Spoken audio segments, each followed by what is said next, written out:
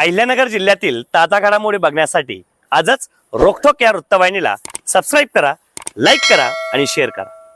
कोपरगाव तालुक्यातील anti narcotics task force Nashik विभागाने मोठी कारवाई करत 7 किलो 200 ग्रॅम गांजा सदृश अंमली पदार्थ जप्त केला असून मनोहर हरिमाळी वय 36 राहणार जगदंबानगर चासनई तालुका कोपरगाव याला ताब्यात घेतले आहे। दिनांक 30 मार्च 2026 रोजी रात्री 9:30 ते 10 वाजण्याच्या दरम्यान आरोपीच्या राहत्या घरी छापा टाकून ही कारवाई करण्यात आली। यावेळी अंदाजे 72,000 रुपये किमतीचा गांजा व 10,000 रुपये किमतीचा ओप्पो कंपनीचा मोबाईल असा एकूण 82,000 रुपयांचा मुद्देमाल जप्त करण्यात आला।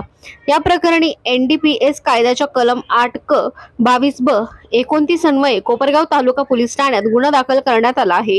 ही कारवाई पोलीस उपअधीक्षक गुलाबराव पाटील व पोलीस अधीक्षक श्री मकानदार यांच्या मार्गदर्शनाखाली पार पडली असून पुढील तपास PSI कमलाकर चौधरी करीत आहेत। दरम्यान या कारवाईमुळे कोपरगाव तालुका तसेच शहर परिसरात अवैधरित्या गांजा विक्री होत असल्याचे पुन्हा एकदा स्पष्ट झाले असून अशा प्रकारे इतर ठिकाणीही छुप्या पद्धतीने सुरू असलेल्या अवैध गांजा विक्रीवर पोलीस प्रशासनाने कठोर कारवाई करावी अशी अपेक्षा नागरिकांकडून होत आहे।